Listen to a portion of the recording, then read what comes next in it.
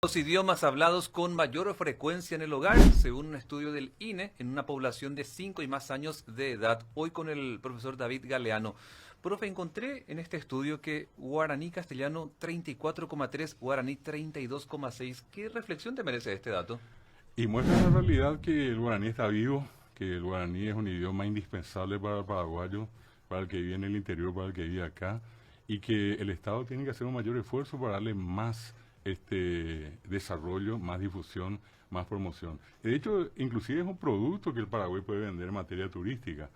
Tendríamos que abrirnos más a esas realidades y sobre todas las cosas también entender que todo lo que ocurre en el Paraguay también se tiene que contar en guaraní.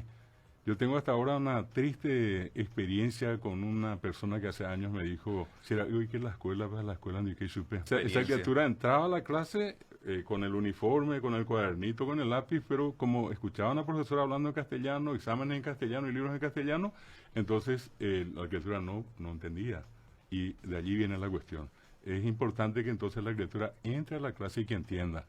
Esa es la diferencia que tenemos nosotros hoy cuando entramos y le hablamos a la criatura, se siente cómoda. Y hoy, Reflexión del profesor David Galeano.